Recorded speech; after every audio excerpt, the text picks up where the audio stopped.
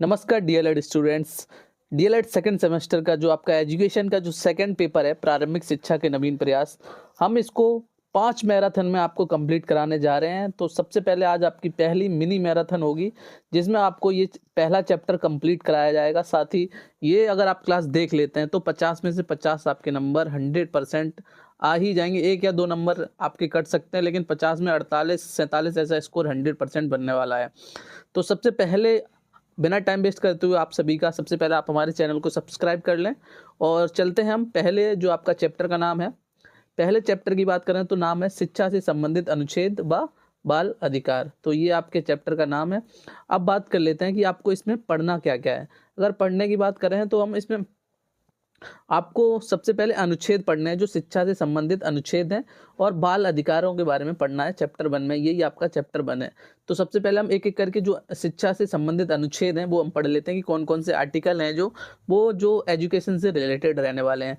और एक बात सबसे इंपॉर्टेंट, आप सभी को जो नोट्स हैं अपने, वो प्रॉपर नोट्स बनाने हैं। अगर आप अभी से एक कोई भी कॉपी ले लीजिए, आप 100-150 पन्नों की, उस पर नोट्स बना के प्रॉपर चलिए। बाद में आपको रिवीजन करने की ज़रूरत पड़ेगी, तभी आप पेपर देने जाएँगे, तभी आपके अच्छे नंबर आएँगे। तो जो आपको स्क्रीन पे आएगा, जैसे-जैसे पीपीटी आगे बढ़ेगी, क्लासेस आगे चलेगी, आप प्रॉपर तरीके से अपने नोट्स बनाते जाइए।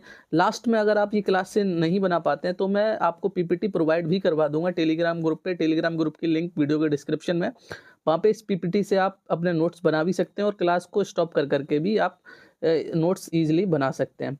तो जो बहुत ही अच्छे तरीके से जो एग्ज़ाम में आता है, वही इस पीपीटी में लिया गया है। बहुत ऐसा कुछ नहीं ले लिया गया है कि कहीं से कुछ भी मटेरियल उठा लिया गया है। जो एग्ज़ाम में पूछा गया है, प्रीवियस ईयर्स में जो पूछा गया है, वही इस पीपीटी में आपके लिए लाया हूँ। तो बहुत ही इम्पोर्टेंट क्लास है आपकी, रहने वाली है। आपकी प्रारंभिक शिक्षा के नवीन प्रयास जो ये आपका सब्जेक्ट है, वो कंप्लीट 5 क्लास में हो जाएगा और उससे आगे आपको पढ़ने की बिल्कुल भी आवश्यकता नहीं पड़ेगी। चलिए, अब हम अपने पहले चैप्टर को कंप्लीट करने की तरफ बढ़ते हैं।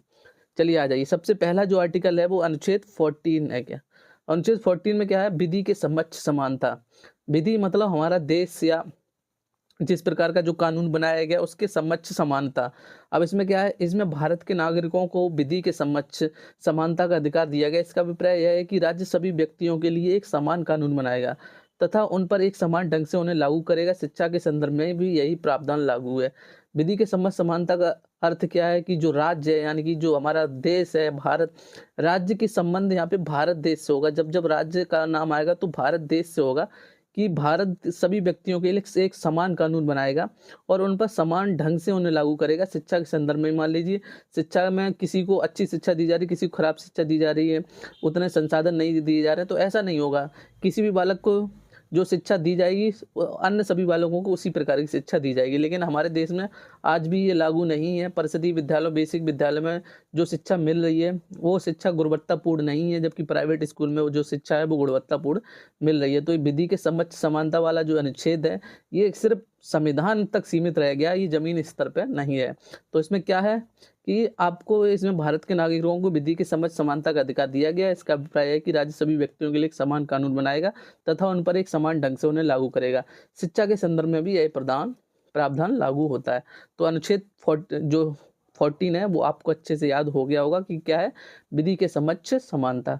चलिए चलते हैं, नेक्स्ट जो आर्टिकल आपका है इससे रिलेटेड है। नेक्स्ट आर्टिकल की अगर मैं बात करूं तो अनुच्छेद 15। कौन सा? अनुच्छेद 15। अनुच्छेद 15 की अगर मैं बात करूं तो क्या दिया गया? सामाजिक एवं शैक्षिक दृष्टिकोण से पिछड़े वर्ग हेतु प्रावधान। अब अनुच्छेद 15 में क्या है? जाति, धर्म, लिंग के आधार पर क्या आपको भेदभाव नहीं करना है। तो अनुच्छेद 15 में भी यही दिया गया, राज्य किसी भी नागरिक के विरुद्ध केवल धर्म, मूल वंश, जाति, लिंग, जन्म स्थान या इनमें से किसी के आधार पर कोई विभेद नहीं करेगा। मान लीजिए मैं हिंदू हूँ तो मुझे हिंदू के आधार पर देखा जाएगा, मैं मुस्लिम हूँ या मैं सिख हूँ, ऐसा इसके आधार पर कोई विभेद नहीं करेगा कि भाई तू मुस्लिम है तुझे यहाँ नहीं रहने दूंगा, तुझे भगाऊंगा, या तू सिख है तुझे यहाँ नहीं रहने दूंगा। तो इसका क्या मतलब है आर्टिकल 15 का? कि आपको जाति, धर्म, मूल वंश इन सब से ऊपर उठना होगा, इनमें भेद नहीं करना। मतलब कि कोई भेद नहीं, ये सब एक समान है। जाति, धर्म, मूल वंश, जाति, लिंग, जन्म स्थान, इनमें से किसी के आधार पर आप कोई भेद नहीं कर सकते हैं। तो ये आर्टिकल 15। आर्टिकल 16 की बात करें तो लोक नियोजन के विषय में अफसर की समता। अब बहुत सारे आप में से लोग होते हैं कि समानता और समता में क्या अंतर है, तो बहुत बड़ा अंतर है। अब मान लीजिए ये एक लड़का है, मैं आपको दिखाता हूँ यहाँ पे। एक ये लड़का है आपका, ये इस तरीके से खड़ा है। दूसरा लड़का को क्या किया हमने, यहाँ पे सीढ़ी लगा दी तो वो यहाँ पे खड़ा है उसकी बराबर हाइट के। तीसरा लड़का क्या है, वो और भी छोटा है, उसके लिए और बड़ी सीढ़ी लगाई है हमने। तो ये समता है, क्या उसको सीढ़ी दी तो इस बच्चे के बराबर पे ये तीनों आ गए हैं। लेकिन समानता का क्या अर्थ है, ये जितना लंबा है दूसरा भी उतना ही लंबा है, तीसरा भी उतना ही लंबा है, तो ये तीनों क्या, ये समानता हो गई। जबकि ये छोटा था तो इसके लिए नीचे हमने सीढ़ी लगा दी, और भी छोटा था तो थोड़ी बड़ी सीढ़ी लगा दी, तो ये समता है। जिनके पास कमी है, जो मतलब उच्च स्तर तक नहीं पहुंच सकते, तो उनके लिए साधन उपलब्ध कराएंगे। तो समता का अर्थ होता है कि जो व्यक्ति नीचे हैं उनको हम ऐसे साधन उपलब्ध करा दें जो उच्च व्यक्ति के लोग हैं उनके बराबर आ जाए। आई होप आपको समझ में आ गया होगी समानता और समता में क्या अंतर है। तो अनुच्छेद 16 में आपको क्या बताएगी, लोक नियोजन के अवसर विषय में अवसर की समता, मतलब कि इसके अनुसार राज्य के अधीन किसी पद पर नियोजन या नियुक्ति से संबंधित विषयों में सभी नागरिकों के लिए अवसर की समानता होगी। मतलब कहीं भी कोई नौकरी निकलती है तो उसमें सभी नागरिकों के लिए समानता होगी। ऐसा नहीं होगा कि इसके लिए अलग होंगे, इसके लिए अलग अफसर होंगे, इसके लिए अलग अफसर हो, सभी के लिए, सब व्यक्ति उसके लिए वो योग्य होंगे उस नौकरी के लिए। तो ये आपका आर्टिकल 16 हो गया। अब बात कर लेते हैं article 21 article most important, most अक्सर एग्जाम में पूछा गया है, 2 से 3 बार पूछा गया। इसको आप हाईलाइट कर लीजिए, मैं 3 स्टार लगा देता हूँ इस क्वेश्चन पे। तो ये क्वेश्चन आपका आने ही आना है। अनुच्छेद 21A, बालकों के लिए निःशुल्क व अनिवार्य शिक्षा राज्य से 6 से 14 वर्ष की आयु के सभी बालकों को पूर्व बाल्यकाल की देखरेख व शिक्षा के लिए अवसर प्रदान करने के लिए उपलब्ध करेगा। 6 से 14 वर्षों के लिए आयु के सभी बच्चों को निःशुल्क व अनिवार्य शिक्षा उपलब्ध करवाएगा। कौन? राज्य उपलब्ध करवाएगा। और ये किस संशोधन के जरिए हुआ है? ये 86वां संशोधन। कौन सा? ये भी याद रखना है कि 21A कब जोड़ा गया, तो 86 में संशोधन द्वारा जोड़ा गया। 86 में संशोधन द्वारा इसको जोड़ा गया। कब? 2003। तो ये आपका हो गया आर्टिकल 21 से 86 में संविधान संशोधन द्वारा इसको जोड़ा गया, जिसका अर्थ है बालकों के लिए निःशुल्क व अनिवार्य शिक्षा 6 से 14 वर्ष के बालकों के लिए। चलिए चलते हैं नेक्स्ट आर्टिकल। जो नेक्स्ट आर्टिकल है आपका वो है आर्टिकल 28 का क्या मतलब है कि 28 का जो आर्टिकल है वो राज्य पोषित शिक्षण संस्थानों में धार्मिक शिक्षा या उपासना का निषेध। जो सरकारी शिक्षण संस्थान है, जो गवर्नमेंट शिक्षण एजुकेशन जो इंस्टीट्यूट है, उनमें क्या है कि आप धार्मिक शिक्षा नहीं दे सकते हैं। मान लीजिए जो GIC कॉलेजेस हुए हैं अपने, या फिर डाइट मान लीजिए, डाइट भी अपना district institute of education and training, इनमें ये जितने भी सरकारी संस्थाएं होती हैं इनमें आप क्या धार्मिक शिक्षा नहीं दे सकते हैं। पता चले आप इनको मंत्र सिखा रहे हो, आप इनको नमाज पढ़ना सिखा रहे हो, ये सब धार्मिक शिक्षा नहीं दे सकते हैं। आपको क्या करना है, ये सब प्रतिबंधित है। आपको सिर्फ वही शिक्षा देनी जिसके लिए ये शिक्षण संस्थान बनाए गए हैं। तो अनुच्छेद 28 किस पे रोक लगाता कि जो सरकारी शिक्षण संस्थान है उनमें धार्मिक शिक्षा का उपासना का निषेध। ये 28 हो गया। अब बात कर लेते हैं आर्टिकल 29 की। ये आर्टिकल अक्सर पूछे गए हैं एग्जाम में, ऐसा नहीं कि मैं अपनी तरफ से बता रहा हूँ। ये सभी जो आर्टिकल जो यहाँ आपको दिख रहे हैं ये सब कहीं ना कहीं DLED के एग्जाम में पूछे गए हैं। चलिए आर्टिकल 29, भाषा लिपि और संस्कृति बनाए रखने का अधिकार। इसके अंतर्गत क्या है कि भारतीय क्षेत्र के में रहने वाले नागरिकों किसी भी वर्ग, चाहे वो किसी भी वर्ग के हों, जिनकी अपनी विशेष लिपि या संस्कृति है उसे बनाए रखने का अधिकार है। मान लीजिए कोई भी व्यक्ति है जिनकी कोई भाषा है या जो कोई लिपि है, या फिर वो जो जिस भी संस्कृति में वो रहते हैं, उन्हें वो भाषा लिपि या संस्कृति बनाए रखने का अधिकार है। उसे कोई भी रोक नहीं सकता या उसे कोई भी मिटा नहीं सकता। इसका उद्देश्य अल्पसंख्यकों के हितों की रक्षा करना है। जो अल्पसंख्यक हमारे SC ST कैटेगरी, उन सभी के जो हित है, मान लीजिए जो उनके अधिकार है उनकी रक्षा करता है। अनुच्छेद 29 का शीर्षक अल्पसंख्यकों के हितों का संरक्षण है। तो इसका शीर्षक क्या है? अल्पसंख्यकों के हितों का संरक्षण। मान लीजिए उनकी भाषा जो लिपि है वो उनको बनाए रखने का उनको अधिकार प्राप्त है संविधान के द्वारा। अब आर्टिकल 29(2) करके और है, का भी पूछा जा सकता है। अनुच्छेद 29 खा पूछा जाएगा कि नागरिकों को शिक्षण संस्थान में प्रवेश का अधिकार। तो इसमें क्या है, 29(2) में क्या है कि अनुच्छेद 29 भाग 2 के अनुसार राज्य द्वारा पोषित अथवा राज्य निधि में सहायता प्राप्त करने वाले किसी शिक्षण संस्थान में प्रवेश से किसी भी नागरिक को केवल धर्म, मूल, जाति, भाषा अथवा इनमें से किसी आधार पर रोका नहीं जा सकता। मान लीजिए कोई जो राज्य सरकार द्वारा है, जो गवर्नमेंट स्कूल हैं, उनमें क्या है, किसी व्यक्ति को धर्म, मूल, वंश, जाति या भाषा के आधार पर उसके प्रवेश को रोका नहीं जा सकता। मतलब इनमें विभेद नहीं किया जा सकता, उसको एडमिशन देना ही पड़ेगा आपको। तो ये होगा आपका आर्टिकल 29(2). चलिए नेक्स्ट आर्टिकल की तरफ अब पढ़ लेते हैं हम आर्टिकल 30। अब आर्टिकल 30 में क्या बताया गया है? आर्टिकल 30 जो बताता है वो अल्पसंख्यकों की शिक्षा। क्या बताता है? अल्पसंख्यकों की शिक्षा। तो अनुच्छेद 30(1) में यह बताया गया कि धर्म या भाषा पर आधारित सभी अल्पसंख्यक वर्गों को अपनी रुचि की शिक्षा संस्थानों की स्थापना और प्रशासन का अधिकार होगा। तो अनुच्छेद 30 ये बताता है कि जितने भी अल्पसंख्यक हैं, जितने भी अल्पसंख्यक जातियां हैं या जो भी लोग हैं, उन सबको शिक्षण संस्थान, मान लीजिए कोई भी शिक्षण संस्थान वो खोल सकते हैं, उनका प्रशासन कर सकते हैं, उनका शासन कर सकते हैं। तो शिक्षण संस्थान के अंतर्गत जितने भी अंतर्गत विश्वविद्यालय भी आते हैं, मान लीजिए सिर्फ विद्यालय तक सीमित नहीं है, विश्वविद्यालय तक ये विश्वविद्यालय की स्थापना भी कर सकते हैं, उनमें प्रशासन भी कर सकते हैं। तो अल्पसंख्यकों की ये शिक्षा का रिलेटेड है अनुच्छेद 30, जिसके अनुसार वो क्या कर सकते हैं, शिक्षण संस्थानों की स्थापना और प्रशासना का अधिकार होगा आर्टिकल 30 के अनुसार। अब आ जाते हैं अनुच्छेद 45 में क्या कहा गया है। 45 जो है वो नीति निर्देशक तत्व के अंतर्गत आता है। तो नीति निर्देशक तत्व के अंतर्गत आता है, तो इसमें कहा गया था पहले, अभी तो ये चेंज करके कर दिया गया जब 86वां संविधान संशोधन हुआ। पहले था 6 वर्ष तक के बालकों, कितने, अभी 6 से 14 लिखे आ रहा है, लेकिन पहले क्या था, 6 वर्ष तक के बालकों को निःशुल्क शिक्षा।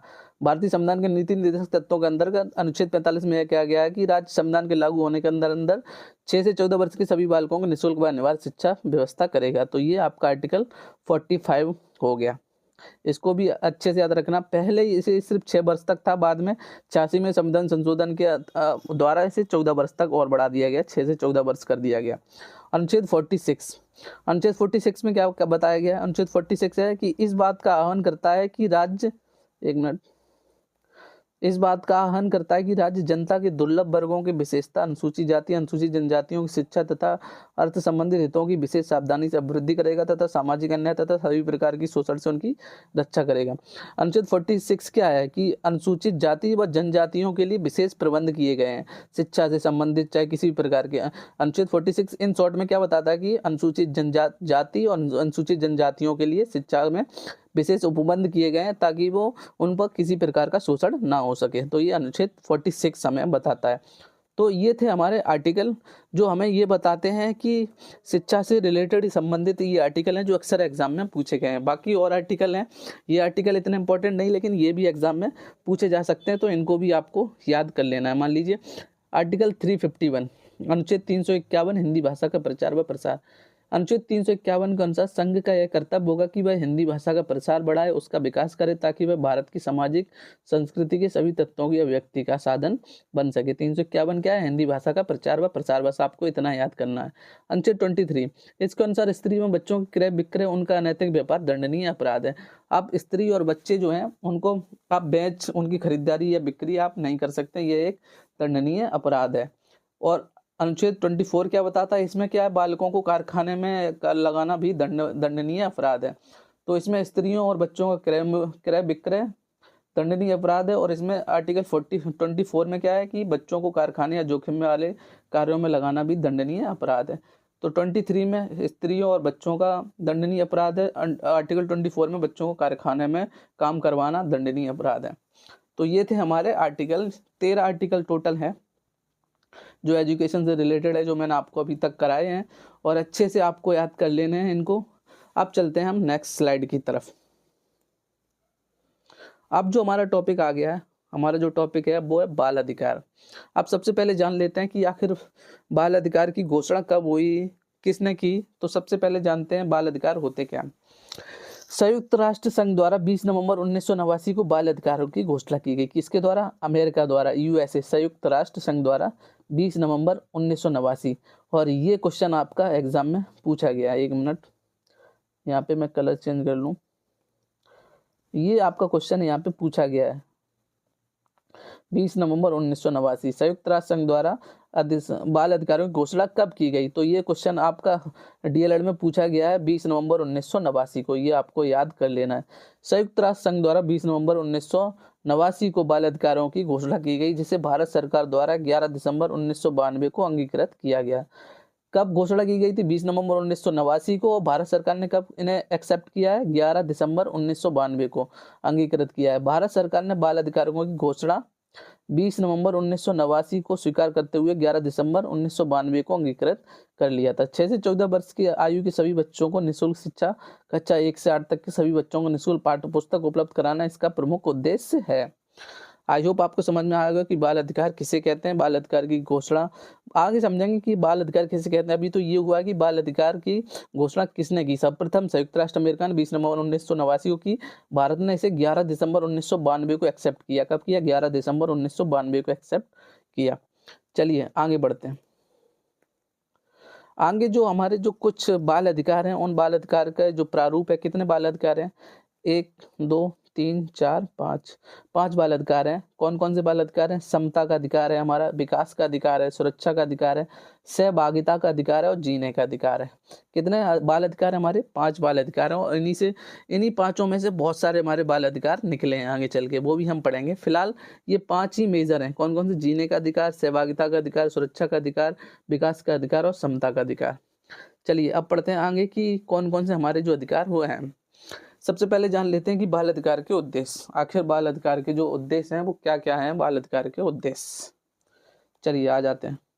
पहला जो बाल अधिकार का उद्देश्य है वो है हमारा गुणवत्ता युक्त शिक्षा को बढ़ावा देना।